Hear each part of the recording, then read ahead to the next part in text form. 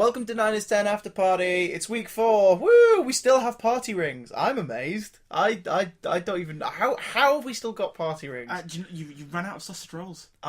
See, that's why. Everyone's gone for the sausage rolls. They were oven cooked as well. Because if they were just the cold ones, no one's really fussed. But No. if they're out of the oven and they're a bit crispy, then everyone's like, yeah, get in there. Well, do you know what? I actually don't like crispy sausage rolls. I Really? I like the soft ones. Well, you know what? I would offer you some, but we've just got party rings. I know. Do you know what I'm ashamed of as well? Go on. Especially the subject of this podcast. You've got no jammy dodgers. I don't.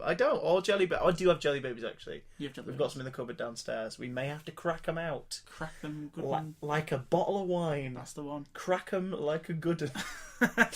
Ladies and gents, you're probably a little bit confused. That's fine. You should know the drill by now. This is Afterparty, episode 4. Taking a little break from the farty world of Slovene politics. We'll be back with part 2, of course, of that story, World War III, next week with Richard B. Brooks and his magical scientific tunes. But first, I want to look into a world we've not discussed yet. Here at 9 is 10, we've mostly talked about what a joy it was to have Doctor Who come back to TV, what we thought it was going to be like what were our reservations. One thing we haven't looked at is a world in which people didn't know what Doctor Who was. Let's take a journey. Let's go on a journey, shall we? A lot of us weren't born during Doctor Who's tenure on TV. A lot of us were born either just afterwards or toward the end and were too young to appreciate it. Others were born many moons after. Now, in the year of our Time Lord, 1996, we not only got a TV movie starring Paul McGann, but a young man was born. And that young man is my younger brother, Toby. Toby, hello and welcome to 9 is 10. Well, thank you. I'm very, very, very grateful. I'm grateful for you. Thank you. And your ways, and your mind. I was born that time. You were born on that glorious day. Paul McGann delivered you into the world. He did. Through his white sheet. He just birthed you in front of everybody. Oh, it's a horrific mental image. Now, Toby... Wow, way to start. Way to start. And then let me about my childbirth. Yeah, and Paul McGann just popping you out at lunchtime. Oh, God. So, disclaimer, Paul McGann is not our mother. But we wish he was. How amazing would he be as a mum? Time Lords can be women. Oh, hello. I've saved you with my slightly Liverpudlian accent, but not entirely. Yeah. Toby, back in 2005, you were but a 9-year-old bairn. I was a 9-year-old child. Had the whole world in front of me. The life was an oyster, which I could grab with my small hands. Your tiny child hands. My tiny child hands. Which you still have. You brought them with you. I have. In this box. Let's have a look at them. See what we've there. They are. They're amazing. Well, still moving as well, which is... It's a bit weird, isn't it? It's a little strange. I actually genuinely think Rusty Davis copied me. Because I preserved my hands and... We could grow 2 more of you from those hands. We could. That'd be a good conversation. You could send one to work in your place. I could. The other one could maybe do your sort of menial tasks and chores. You could sit there and be introduced to the Leisure Hive or other such classic stories. Now this is a bit of a different take on everything in general. Not only because we're bound to go off at these weird tangents this week, for which we can only apologise, but we're not really. Just deal with it. But also, Toby, tell everybody how you are with Doctor Who now. What's your relationship with Doctor Who at the moment? What do you think of the show? Just give us a rundown. Okay, so at the moment with Peter Capaldi, yes. I love him as the Doctor. I think he's absolutely amazing. I think you're amazing too. That's not really him. So I really love Peter Capaldi's take on the Doctor. Clara is Clara in my eyes, but I really do like the Doctor. I love what the TARDIS looks like as well. I think it's a good take on modern and also past and future. Oh yes. Very good. Very good. But you've been watching it consistently since 2005. Yeah, even though a good chunk of that with me. Yeah, even though I think some of the series later on have gone a bit they've been a bit different. Yeah, a bit wibbly wobbly time around. But I've stuck with it because obviously I'm a Doctor Who fan, and I love the extra series. I love the concept. I do think though there is with the now with the Peter Capaldi coming in, it becomes your second all series. these Peter Capaldi's coming over here. I know. I think there has to be a change in the format. I'd like to see a male companion. Oh, I would. Are you opting out there? Are you like auditioning? No, I can't audition, unfortunately. My last big acting role was Danny in Grease in school. So I don't think... You're still doing convention appearances for that. They kind of take up most of your year. Yeah. Go to San Diego. I go San Diego and I dress up as a Danny. That kind of sometimes makes people a bit weird because they don't actually know if it's me or not. You go around the convention floor with a Danny mask on and everyone's like, oh, you're dressed up like Danny. And then you're like, aha! I come out on stage, pull it off, and like, oh my god. And then what about the mask? Oh, hey, filthy. So this is an interesting... right off the bat, people listening, you can probably tell Toby's quite passionate about this show. Which goes to show the impact it's had now, because of course you were a tiny wee bairn when it came back, and you weren't around on its original run. You were alive when the TV movie happened after Paul McGann gave birth to you.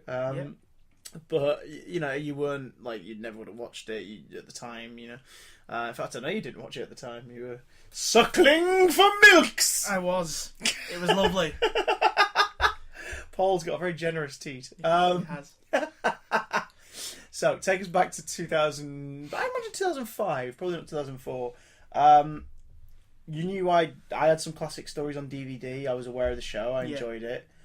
What were your thoughts in the run-up to it coming back? Can you remember? I'm asking you to travel way back now. 10 years. Let's travel back in the TARDIS to 2004. Let's travel back 10 when you were 9. Maths. So what I remember of Doctor Who is mostly... So I did see you had some of the classics on DVD. I think you had the TV movie as well. TV movie, yeah. 5 Doctors. Genesis of the Daleks, I think, was another one. Yeah, I think... So the first Doctor Who, anything to do with Doctor Who I'd seen, or even just glanced at, was the 5 Doctors. Because I remember, for some reason, I took quite a shine to the 5th. Yeah. Because I just thought he was really cool. Yeah, he was the only sort of young one, of course, in that old lineup. He's the only young-looking one as well, which I think immediately as a kid, I know I gravitated toward him when I watched the 5 Doctors. I was like, oh, cool! He looks young and boyish. I could be him almost. He likes cricket. He's British. Yes, that's a good thing, isn't it? Yes. Look at him and his little stick of celery and his on his science about us. 5 a day. Now this was the 5. This was a knackered old copy of the BBC DVDs from like the late 90s when they released like 10 DVDs, the BBC as a whole. It was like a Blackadder episode, the 5 Doctors, like an EastEnders documentary or something, I can't remember. But it was a silvery case with an image at the bottom, and this disc was knackered because it had been watched a lot. Yeah. Like it had been looked at a lot. And I do remember, I think I was watching it myself. And you came in and just started watching it with me. I think that was probably the first time. That was what I normally did in my days of being a young bairn. A wee bairn. Wee bairn. I used to just come in, watch whatever you were watching, even if you didn't want me there or not. Yeah. But I used to just muscle in. I do remember though the 5 Doctors. Obviously you can't see it because it's a podcast, but Chris's room is insanely covered by small figures. It's endowed with them. Endowed.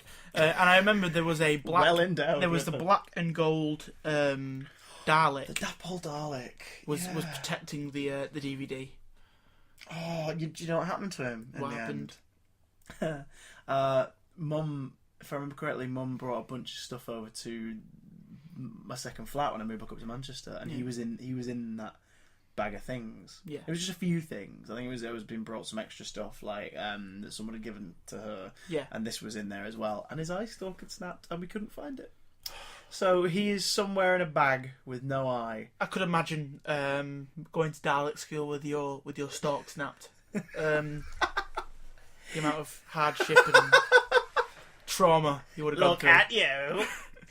He hasn't eaten yet. Do you even stalk, bro?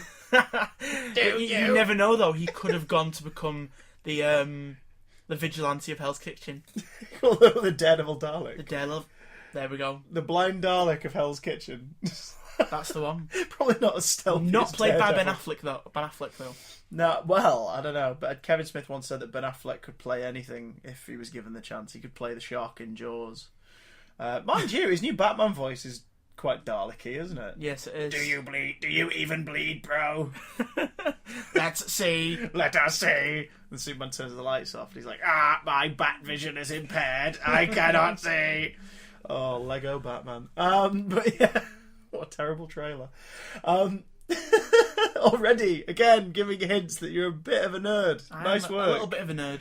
Nice work, sir. I pride myself on that description. So what do you remember? What do you remember of the Five Doctors watching it sort of that time around, like pre-Doctor Who coming back? Like, you remember the Fifth Doctor, definitely. I remember the Fifth Doctor. I remember you thinking the Cybermen were really cool, like because they're in like the scenes with the Master and stuff. Yeah. With the Rastan warrior robot, the dude in the silver onesie. What I do remember, is watching. I think is the Five Doctors, isn't it? Where Tom Baker's on the punt on the boat, and he gets trapped in the the Superman logo, and the cellophane-esque. He's trapped in the Phantom Zone. Yeah, that's the and I do remember listening to his voice. And thought that's a really cool voice, and then he wasn't in it. Yes, and I was like, no. I was so gutted. Do you know the story behind that? Do you know where that happened? No. Basically, he thought it was too soon to return to the role because he'd been out of the role for like 2 years. Yeah. So he sort of declined to appear. So the footage they use is from a story called Sharda, which was not finished. Like it was during, if I remember correctly, it was during like a strike of some sort, and it just never got completed. All the outside stuff was shot. Yeah. All the stuff outside and the stuff set in Cambridge on the punt was filmed. So they used that scene with him and Romana, and then insert this thing with the he gets grabbed by I keep forgetting what it's called now, but he gets sort of accidentally trapped and he's stuck, so he doesn't make it into the story. Yeah. And then at the end, when everybody's put back, you see it off him and they carry on. So they just had to use footage of him that existed to put the Fourth Doctor in. And years later, he said like he regretted he didn't do it, which is why he then did the Children in Need EastEnders crossover in 1993, Dimensions in Time, which is awful. It's terrible. Oh, after this, we are watching Dimensions in Time. That might be a future episode. We should do an audio commentary for Dimensions in Time. He did return for the end of the 50th, didn't he? Yeah, which again, like 10 years back, we never would have imagined something like that happened, ever. No. Especially Especially because in the 2005 series, there isn't too much allusion to the original run. It isn't talked about much. We know he's a Time Lord, we see the Daleks, we see a Cyberman head in Dalek, and that's kind of it. Did you realise how much of a history the show had? So no, I don't think I did. So I knew obviously the Five Doctors. I've seen DVDs. I've seen the DVDs on display. I've never seen the actual older ones. I think maybe you watched the TV movie with me at some point, possibly. Paul McGann's appearance. I really don't remember. Yeah, I think a lot of people try to forget that when they first see it. To be fair, it's not great. The Master Race. Oh well, no, it's Eric Roberts. It's I always dress for the occasion. It was Ramirez. So yeah, like, but that immediately gets thrown out of a car by Aaron Eckhart. When Rose came round, that was the first sort of. I didn't think it had this deep history of, up to 7 Doctors on series and the 8th one from the film. I didn't realise it was that deep. And I watched Rose with my dad in a caravan on a holiday. Yeah. So did you catch it with your dad on broadcast, or was it like the repeats in the week? Because I remember when I got home, I think it was BBC Three or BBC Choice, whatever the channel was at the time. I remember watching the repeat, and I'm trying to figure out if you watched the repeat with me or if you saw it on broadcast. So I remember it was extremely sunny. Yeah. And then we had to close. So you'd been absolutely buzzing up to the point of Rose and been telling me, you need to watch it, you need to watch it. Okay, yeah. So I was like, right, okay, let's watch it. So it would have been the repeat then. It would have been when we caught the repeat. Yeah, so Mum and Dad closed the blinds, we were having tea, turned it on, watched it. And I'll be honest with you, the first time I watched it, I was like, okay, I want to speak to Chris first. Because I wasn't too sure about it. When I first watched it, I was only 9. I didn't really understand it. I thought, oh, this is cool. You're probably wondering, where's the celery man? I was. Where's the celery man? Where's the celery man? Does this man have a broccoli? Cauliflower, at least. Is there a leek strapped to his side? There's a leak in the TARDIS. Oh, dirty. Dirty. Filth. But the one thing about the first series of the Ninth Doctor, beside his leaky TARDIS, was sitting down every Saturday and watching it with you, because you were the one that was like, right, this is awesome. We're doing this now. You need to watch this. This is awesome. So I sat and watched it with you, and I loved it from there. I distinctly remember End of the World. I remember watching End of the World in the living room. Yeah. And I don't think Mum and Dad were watching it that night, but I remember we sort of made a thing of like, right, we're watching this. And I remember we had to keep telling Mum to shut up. Yeah.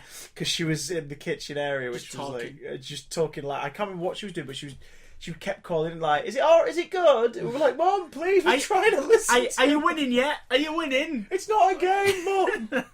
Why have you brought the celery in? Are you throwing celery at each other? Do you want some hummus? No, Mum. Any other Greek pleasure? Greek pleasure. That's a different podcast altogether. The Greek pleasures. But sound like Matt Berry then. I was going to say. Risker. Oh god, Snuffbox was 2006. I think that was way back when. But yeah, not Doctor Who though. So yeah, I remember watching End of the World with you. I remember watching Unquiet Dead with you. I think we watched that in my bedroom actually. We watched Unquiet Dead. Charles Dickens and the Gelf. When I remember when you told me that Charles Dickens played by, was it Simon Callow? Yeah.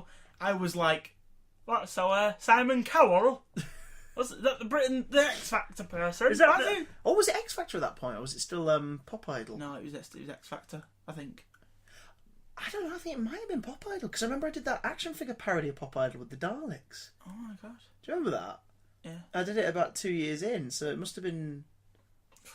Oh my god, that's back in the day. Wow. Cat dealer. I will link that below on the YouTube version of this. If anyone wants to watch it, I will link that below. It is so unfunny, but hopefully awesome. you'll get some enjoyment out of it.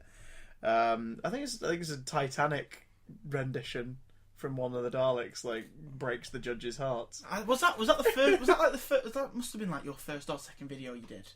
Oh no, we've done quite a few by that point. There's one day they will be released to the was that the world one when you again, got your new camera?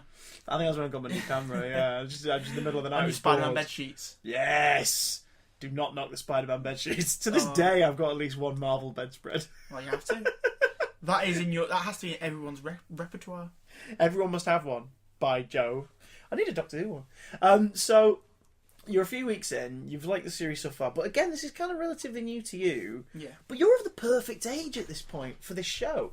Like, you're 9. You weren't a teenager like me who's going, oh yeah, this thing's back. Like, you were the ideal audience. I was still watching Tracy Beaker at that time when she was a young. When she was actually young. Yeah, she was young. But she'll be eternally young in repeat. She will be. But yeah, I think that was the first proper serial show that I watched and got into. I was too young to really have the dedication to be like, I'm going to watch this every week. Yeah. And being that young, watching something every Saturday it was, like I said, it was more fun watching it with you because you were into it so much. And I was like, well, if Chris is into it, I'm young, I'm very impressionable. I want to be into it. Chris is into all these drugs. I want to be into those drugs too. Yeah. But luckily, this drug was a visual drug. It was a visual drug. Disclaimer: we did not do drugs. Now, dipping into something I probably never asked you about this before. Actually, you were you're 9, so you were in primary school. Do you remember anyone else talking about it at school? Do you remember the kids being into it? Or so I never heard anyone from when I was in primary school talking about it. I think I brought it up a few times. People were like, "Oh, Doctor Who." Because by the time it was bigger, like sort of series 2 or 3, you were in high school. So I imagine you probably would have encountered a few more people there, people with badges on their blazers and stuff, maybe, or people who were like, "Oh, do you watch Doctor Who? Yeah, I like it." But in primary school, I'm guessing not everybody had cottoned on yet in the first year. Then, well. So I don't think a lot of people had people like you who would say, listen, this is something you should watch, it's dead good. Here, listen to this. Look at it with your eyes. Look at it with your face. Gaze upon it with your thought. Feel it with your nose. But caress it with your lips. Stop kissing the TV. When it came to the Tennant series, I think it was in year 7 or 8, it was more of a thing. It would be my thing, so I wouldn't go talking about it because it was my thing. It was our thing, really. Yeah.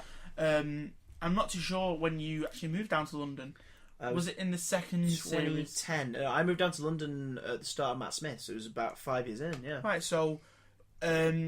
Yeah, because the last day before I moved down was New Year's Day 2010, and it was yourself, myself, my partner Lucy, my friend Matt. We gathered around in the living room. We watched The End of Time Part 2. Oh. Do you remember that was like the last night I had before I travelled down. We watched Tennant's Farewell. Oh yeah. And then I set off by Jing. By Jing on your merry adventure. On my merry adventure. But so that's something as well. So one thing that I found out. So obviously, like you said, the Fifth Doctor was quite young. That might be in a way for me to connect more to the Doctor. So when Tennant came around, I was like, Tennant's amazing. He's, he was a lot more running around. The baggage that the Ninth Doctor carried had gone a bit. Had gone, basically. Yeah. And I was more into the Tennant, into the Tennant series, and I loved him. I thought he was amazing. And don't get me wrong, he is amazing. But looking back on it, older, back on Netflix, watching the first series this was about a year ago, wasn't it? You just revisited it. So watching the Ninth Doctor again, it's kind of like cheese. So it's nice. It's nice when it's first watched, and you try the cheeses, and the other cheeses are quite nice. But then you come back to this cheese that's aged a bit, and he's much more. You appreciate it a bit more. Yeah.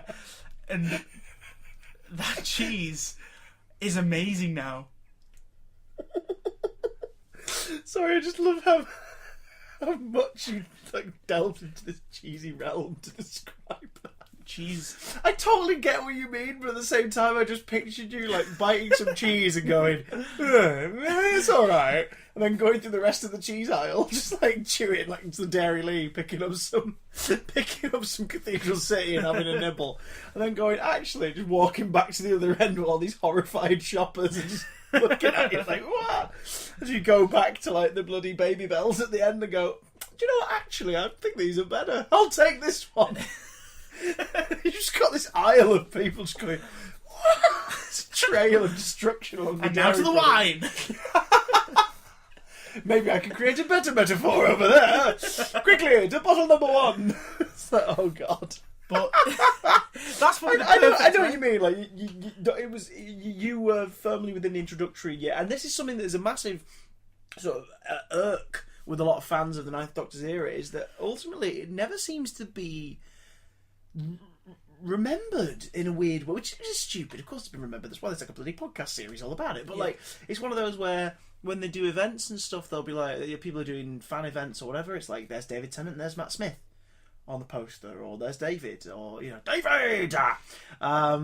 It's kind of that thing. Disney XD in the States has just bought the rights to show Doctor Who series 2 and 3. Oh, right. Which is brilliant. That's fantastic. It's about time a kids channel jumped onto it. More need to do it, especially here in the UK. But annoyingly, it's just series 2 and 3.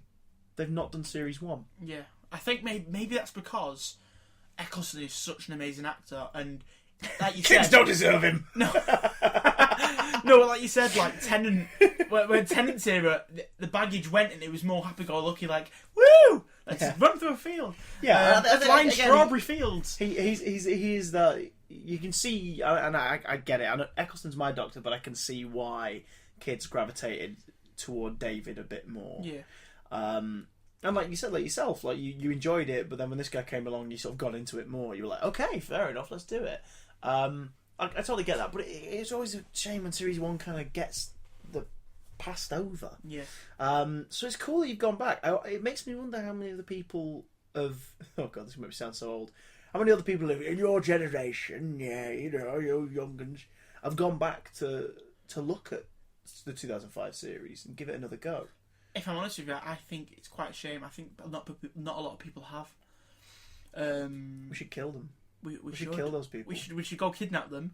Yeah. Peel back their eyelids and make them watch it. Oh, like the Clockwork Orange That's sort of method. Just eye drops in each eye. TV movie style, just strap a big thing around their head and hold their eyelids open and be like, watch it! Watch it! As Eric Roberts dances just out of in their peripheral vision. Honestly, I going back in it now, I can't believe how amazing that first series is. It is so well written. It's so well acted, and I think that's the perfect start to kick it off. All hail Russell T Davies. Oh, baby kicks. Now I know you've not like dived into classic Who, and I'll be honest, taking a guess, and you can tell me if I'm right or wrong. It's probably down to like monetary reasons, the amount of other stuff that you're watching in real life, and also the fact that it's a pretty vast pool to dive into. Yeah. But as the years have gone by, and we now have 10 years of this version of Doctor Who, have you been tempted to dip a toe back into the classic run at any point? And if so, which Doctor? So the thing is with me, I would get a slap if I said this in a big group of people. I'm quite, in a sense of the look and a look of the show, I'm quite vain in a way that I like it looking very good. Yeah, and I understand, obviously, through the time of technology and, like, you know, for the funds that probably go into it now, different to what it used to go into. I used to love... I love looking how amazing it looks and how beautiful it looks. Case in point, I recently just watched Interstellar again. Yeah. And it's so much better the second time around. If you've not watched it, people at home, the second time you watch it, you're less focused on the story. You're more focused of the experience of watching this amazing Nolan verse. But it's you can take a step back and just watch the story happen. It's incredible what's going on here. It is. I'm a spaceman. It is beautiful. And I'm honest with you, that's what I love. But if I could go back to see, pick one of the Doctors to watch, just to take so I love the fifth. Yeah. I quite like the fourth. He's quite wacky. But what I'd probably go back to look on, because it'd be different, is the third. John Pertwee. Because he's I'm not sure if it was a lot more seasons than one, but I know he was stranded on Earth for a while. Yeah. Is it Bessie? Bessie's the car, yeah, and Joe Grant and Liz and Sarah Jane, yeah. And stuff. So you want to delve into the Unit era. Would you say part of that's down to the fact that Unit have played a bigger role in the last couple of years? Do you think you'd be tempted to see, like, you've seen enough of Kate Lethbridge-Stewart, you're like, I'm going to go back and look at her dad. I want to see what Alistair Lethbridge-Stewart was like. I don't think it's that. I think it's because, we've heard so many times since the 9th, oh, I'm not a violent person, I'm not, I just want to do good and stuff like that. The third Doctor kicked butt. Yeah. He seriously did. And that's Venusian mostly Aikido and sword fighting. It's mostly because he had to adapt to his surroundings, and I think that's amazing. I think that even though he goes about saying he's not a violent person, he's not violent in a way that he'll just go on hurting people. He needs to protect himself, and I think he adapted very well. Yeah. And especially for an actor of his age at the time, with the white hair. And I just thought he was really good in that. It was that perfect sort of James Bond kind of version of the Doctor as well. See, that's the kind you'd like to do. That really intrigues me. I wouldn't have figured the third Doctor would be the one you pick. That's pretty cool. Yeah. I've got some stories to recommend you, that's all I'm saying. Right, let's start you with Invasion of the Dinosaurs. Don't not do that. It's dreadful. Does the Doctor ride velociraptors? No, but he should do. That would immediately improve that story. It would make it so much better. But there you go. It ties straight into series 1 of the current run, because that's the two previous Auton stories, the third Doctor stories. Oh. In fact, his first one was an Auton story. Autons, they are quite scary. They are freaky deaky Dutch. Yeah. Now let's go for a bit. I'm going to go for a bit of quickfire with you in your brain and your mind. Okay. You ready for this? Lights down. You ready? Lights down. The lights are still on. But you guys at home could turn your lights down if you want. Favourite Doctor? Eccleston. Ooh. And that's because since we rewatching it again, yeah. like I said, I appreciate him a lot more than I did when I was 9 years old. Favourite series, and we'll just say the last 10 years. Series 1 of Tennant.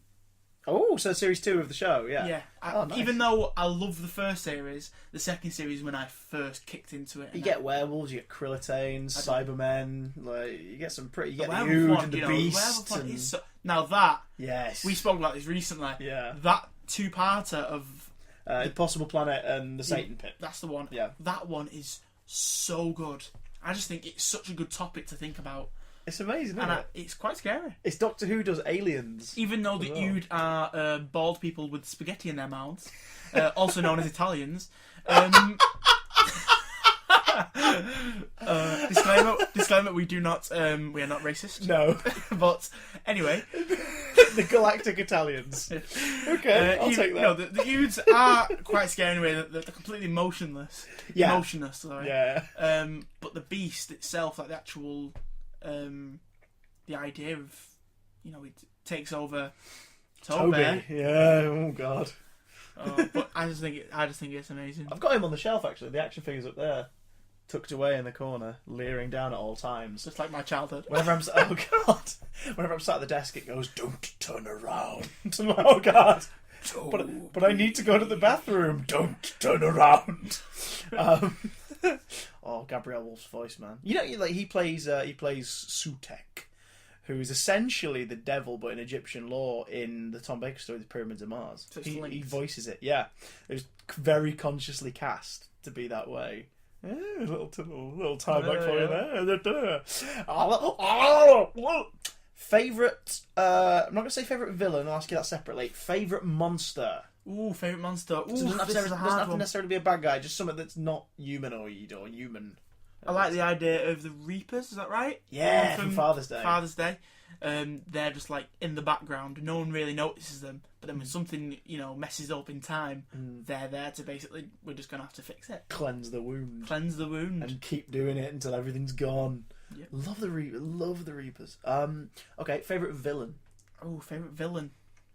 Which can be an alien or a creature, but opens up a bit more. Favourite villain. Don't turn around, Toby. No, I'm trying. This is actually quite a Don't hard look one. at me, I'm naked. I've just got out of the shower. Don't turn around. Let me grab a towel. I actually quite like Dr. Lazarus? Oh, Professor Lazarus from the Lazarus Experiment. That's the one. Really? I like the idea how he's basically desperate to be young. And one thing I absolutely love about that episode is the ending in the church. Yeah, I love that's so good. So you like the sort of the villains you like, kind of the desperate ones, like the ones that he's playing God, and it goes to his head, and it ultimately leads to his own undoing. Also, I like that one because it's I think the only one in the modern era that isn't an alien story. Yeah. There's nothing alien about it. Extremely human. It's a body horror, and it's well, about. It reflects what a lot of people in human society like. They want to do is be young. They just want to look and feel young all the time. Instead of living for the moment, they want to go back and live it again. # deep. Nice. Favorite companion of the last 10 years. Ooh. You can count one-time companions as well, like Adelaide Brooke and Sarah Jane and whatnot of the last 10 years run. Okay, so I'd say Rose. Because she was. I just think she was the best. Very flawed character in a good way, like human, very human in that sense. But the reason why I think she's the best, and it's like I said, she's the first companion of the the new Doctor Who era. But she was quite important in a way that she was the bad wolf. Yes. Okay. So she had a crux point. One little thing about Doctor Who from the 9th to now is that 90% of the companions have been these important figures who have either been bad wolf. They've been the Impossible Girl, Impossible Girl, Dr. Donna. yeah. All these companions have had something important about them. Martha's probably the one that's not. That's what I've got to admit. I like Martha a lot more after figuring that out. And I did when I reevaluated Series 3 for Time Team. So if I realised that Martha's a really well constructed character. If I had the creative control over it, I would want for the next companion to be male, no one important. It would just be exactly like Rose was in the first series, like the first series, where we are just with Rose on the journey. Yeah. And that's it. Just seeing a new taking of life, of seeing all these planets and times. And I just think that would be a really good take on it, instead of everyone being dead important. And I think that kind of makes the Doctor a little bit smaller figure in it, because it's all about this person's really important. I'd like to know why, or I just think the Doctor needs to be this guy who is mysterious, who just basically goes, "You want to come with me? Let's go," and takes them. Let's go on an adventure. A journey through time and or space. Ooh, meaty pace. Oh, you got deep thinking, mother trucker. Hashtag deep. Hashtag deep. Favorite story. Favourite story would be the Impossible Planet and the Satan's Pit. Satan's Pit, yes. And it's solid. It's so good. And the girl will die so very soon. It's like, oh my god, this is creepy as shit. It is. And here's just a more generic one. And it's based on the last 10 years. Favourite master? Sim or Gomez? Sim. Oh, hang on. Sim, Gomez, or the 5 minutes of Derek Jacobi? Because if I had to pick up those three, I'm going for the 5 minutes of Derek Jacobi. I think Sim, because I've been more exposed to him. John Sim. But the master from the Five Doctors. Oh, going back in time, Anthony Ainley. Anthony Ainley, I like Anthony Ainley. I need to show you some Roger Delgado, man. Because if I'm honest with you, he's dead suave in a way as well. Yeah, well, that's the first two sort of like beardy masters. They're very debonair and sophisticated. I don't like the master at the end in the end of time. Oh, like when he's all ravenous. Yeah, and... I am literally splitting my sides. It's like, oh, this is creepy. It's creepy. I just don't like that he's just like Gollum Master, as he's been nicknamed, somewhat affectionately, maybe kind of. And what we're going to do is we're going to take a little dip through history, Toby. Will you join me? Will you jump aboard my metaphorical TARDIS? Of course we will. Which is a very filthy sentence said out loud. I asked you guys on the old Twattosphere what you thought about the stories, and if you were a younger viewer when the show came back, and what were your thoughts? Because we've heard Toby's, we've heard them all. Get out, leave. I'm kidding. Don't go. Please stay. No, come back. Wow, he left via the means of terrible sound effects. Dr. Alex Gilston, hello, on Twitter, aka @TimeTravelCollab. Do you think he's an actual physician? Not only that, I think they relate to Alex Kingston. They're actually River Song. This is Stream Ballad is their name. Time Travel Collab says, my mum was watching it the day after it aired, and I watched it with her and was just hooked straight away. So again, somebody's taking the dive, just going, alright, let's give it a go. Yeah. Let's see what happens. This is nice, isn't it? Look at the plastic men! There's not a lot of like I said before, there's not a lot of serial shows that a family can watch. True that, yeah. True that. And again, even now, like, I remember ITV obviously tried to have a go at it with Primeval. Which is pretty. I mean, first series I think was pretty good. Yeah, and I probably. I mean, we just never stuck with it. Maybe it was something that we really would have dug, but at least they attempted to. They're going down memory lane, aren't you? They attempted to sort of like have their go at a family sci-fi show. And BBC tried it as well with Robin Hood, and did it more successfully with Merlin. But yeah, Doctor Who, I suppose, there's a little more weight to it. One thing that I can kind of see, thinking back at it now, you've just opened my brain, between the Doctor Who and Primeval, is there two shows that can be watched by a family, but they've also got an over-arc through the whole series. So in Primeval, I think his wife is disappeared and then they see her. And then through the whole of it, it's the thing that there were little clues that crept in every now and again. Same as Bad Wolf in the first series, so yes. I love Bad Wolf in Series 1 because it really doesn't stand out too much unless you sort of going, hang on, I've read that before. And then come Boomtown when he's Boomtown, when two words, Bad Wolf. But I love how he notices it and then just goes, nah. What a coincidence. Okay, off we go. Da-da-da-da-da. It's like, fair enough. Epic, aka @ThatTomPerson14. Obviously the epic one because he's murdered the previous 13. I think he's epic because he's that Tom. He's that Tom we all know. I think he's so Money Supermarket and he's feeling epic. I think he loves his Mondays. He does. He loves his Mondays. That's on Person 14. I remember watching Rose, such an exciting glimpse into the world that I'd be watching and engaging in still here today. And that was the most important thing with the Series 1, was if it didn't work, then it would have just been this blip of TV that was really enjoyable, and people who knew Doctor Who would have been like, oh cool, we had it back again for a couple of months, so that was nice. But obviously the intention was to get a whole new generation to like it. And there you go, prime example. Somebody who latched on and went, all right, sticking with it. Yeah. That's pretty damn cool that it achieved that. And everybody involved, Jane Tranter, Russell T Davies, Julie Gardner, you should all pat yourselves on the back. Pat yourselves right on it. And do you think with Rose it was quite you stuck with it because in that episode again what I said before about the companions following the Doctor, he's quite mysterious. And he's just lovable. He's just a lovable guy. Doesn't he come from Eccles in Swinton near us? Didn't it was where he came from? Yeah, Chris Eccleston is from Eccles. There we go. That's why. Says a lot, doesn't it? I used to bump into him in Morrison's in Eccles. Did you? It was really weird. Tom Shearsmith, a.k.a. @HexBlood183. Do you think he's related to Rhys Shearsmith? No, but I'm worried about the Hexblood part. I think he might be an enchantress. Oh, God. A sorcerer. He's going to summon us away. And if we don't read his comment, he will make us into toads. He will turn us into Eric Roberts. And we'll have to live with that forever. We'll have to dress for the occasion every day. Oh no, I'd be John Sim and I'd make you the Master Rice. Master Rice. I'll make you some Master Rice. I will. And, fair enough. Hexblood 183. I joined past halfway through Series 1, so what, about Dalek-ish? It scared me so much that I skipped the next episode.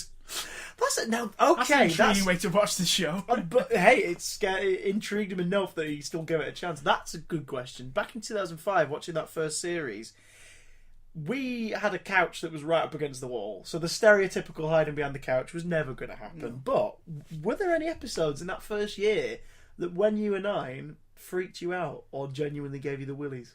Being Quiet Dead kind of scared me a little bit. The Gelf zombies, yeah, I can totally understand that. Well, I was married to my most haunted and everything, so when you see people, you were huge on that at that point. Mad. Yeah, of course. Yeah. Mary loves Dick. So, oh my God, she really loved him, you know. So yeah. Well, what about Empty Child and Dr. Dances, like with the Chula zombies as well? Are you my mummy? Yeah, I think the Dr. Dances and the Empty Child, it was creepy, but it wasn't scary. Like it's one of those things that makes you go, ugh. Yeah, What about when Richard Wilson's head changed? Which one? When Richard Wilson's head morphed into a gas mask, did that freak you out, or again was it more like a, oh God, that's just uncomfortable? I just thought, honestly, I thought it looked awesome. Victor Meldrew's puking up a gas mask. This is creepy. Oh, look at his little face. Oh my God. So, yes. Alright, well, I'll tell you what, actually, here's a quick question, which we'll elaborate on in a week or so. Wonder what that means. Does that mean I have to stay here for a week? Yes, in this room, suckling the Toby action figure and Paul McGann's. Don't pretend like you don't want to suckle the Paul McGann's. Chris, I'm chained to the wall. Well, are you? You're feeding me Cheerios. Am I? But actually putting in Captain Crunch. I'm a monster. You're a monster. I'm an actual monster. You are. In many ways. I'm worse than the Dalek. You're spelling my name out in alphabet spaghetti. And then rearranging the letters and feeding them in the wrong order. You're ADHD. You're not your ADHD. What about? You're, oh, God. What's it called? Mints. OCD. Your OCD won't allow it. It's rejecting it. How did you feel about the Daleks? Like when you saw Dalek and then like Bad Wolf later on, like were they scary to 9-year-old you? Because you grew up in a world very different to the 60s and the 70s, where the Daleks were kind of frightening up front. I mean, all right. Here's a pretense question. Can you see why the Daleks terrify people? I can see why the Daleks tell people they've not got a face. That's one. It's kind of like the Cybermen. They've got no face. Oh, the Cybermen have got face. They've got something of a face. Look at your face. But with the Daleks, it's just no motion at all. You can't reason with the Dalek because all they do is hate. You know, they just want to kill. I just think they're one of those. They're kind of a emotional, unstoppable force. Nothing can change them apart from the Dalek in Daleks, where he kind of absorbs Rose's thoughts. Oh, I need compassion. I suddenly want to wear a punky fish hoodie. I was just about to say, thanks for the dad didn't take a dress sense, because that's awful. God. You're a little bit foxy. Oh my God, I'm a chav. Oh my God, I'm a chav. What is this? What is this chipmunk and N-dubs we're all talking about? 2005. Taking people back in time. Oh my god. Was 9-year-old you frightened by the Dalek, or were you more kind of just like, oh, that's that thing that was on your shelf? No, I don't think I was scared of them. I think I was more amazed by them. I was more like, wow, these guys are just basically unstoppable. And if this person who we've been following around for a few episodes is scared of this, and like that scene where he's in the vault and he's like banging on trying to get out, that is a bit like, oh god, what's so bad about this tin, tin can? And then you find out this guy, this guy and his buddies were this guy here were the guys that would, were the bullies on the playground for the Time Lords. But Tam was like, don't think so. Don't you be talking to my man like that. Stepping in and slapping him right on the plunger. We'll elaborate more on this in a couple of weeks. But first, that was a terrible way to hint, wasn't it? I got a load of dinner. But first, and finally, but certainly not last. But no, it is last, but it's not least. But I'm just going to read it. AJ, Anita Jane, hello. Anita Jane says, I remember how I saw these green things that could be destroyed with vinegar, and I've been hooked ever since. Slovene for the win. Do you think Slovenes have, like fish and chip shops? Well, if the, I just think they're the ones who ask for no vinegar. Maybe, but then again, what happens if a bit of vinegar gets on there? Like, if like a speck of vinegar, would that just like burn them all, or would it like make them explode? It'd probably explode. I imagine. What about? Do you think the Slovenes, any of the ones that are hiding and listening to this podcast right now, do you think they eat a lot of Indian food? And if so, do you think they're very lonely? Are you confusing Slovenes with just sort of antisocial fat people? Not fat people. Do you think? I'm part of those antisocial fat people. Do you think I'm a Slovene? Chris, seriously, stop it. Oh, stink of calcium and filth. Speaking of filth, Toby, thank you very much for sitting down with me for a pretty unique retrospective. I don't think anyone else who's coming up in this series is going to have the point of view you did for it returning. If Doctor Who goes away again, and then suddenly comes back, are you going to try and force children to like it? I will. I've actually got a program at the moment. If anyone wants to, follow the program, it's called "Kidnap Children and Make Them Watch Shows." It's not got a lot of following around yet. Yeah, I heard that no one's funding it. No, they're not. Unfortunately, no. Do you think your pitch is a bit too strong? I think it is. Oh, it's just like I should take the the sort of idea from the film Taken and Taken 2 and Taken 3, where in none of them films they say kidnapped. So I should just say Taken, and maybe I'll get a few take younger viewers and make them watch TV shows. Exactly, and maybe I can get 150 million in the box office then. Maybe. I'm not going to invest, and I'm not going to link everybody to the Kickstarter or the Patreon. But what you can link to is my Twitter, which is @TobyTurner34. @TobyTurner34, not @TobyTurner. Thank God you're not that irritating. @TobyTurner34. I'm going to walk out for that comment. Why do you all like hang out together, all you Toby Turners in a network? Toby from Satan Pit, Toby from YouTube. There's also Toby, the guy who's in my recruitment office at work. So there we go. So you all hang out, do you? We all hang out. We all talk about how amazing it is to meet someone called Toby, because you don't meet a lot of them. Until one day you'll imprint your face on everybody and be the Toby Monster Race. Yeah. Well, actually, in the future I will be bringing out not Uncle Ben's, but an Uncle Toby Rice. It'll be on stores next week. So that's something for you guys to chew on. Meanwhile, I will see you again very soon for World War III with Richard B. Brooks. We're talking Slovenes. We're talking science. We're just talking. It's an audio commentary. That's how it works. Toby, @TobyTurner34 on Twitter. Thank you very much for joining us. I should probably release you from your chains now. Yes, please. Yeah. Bye! Bye!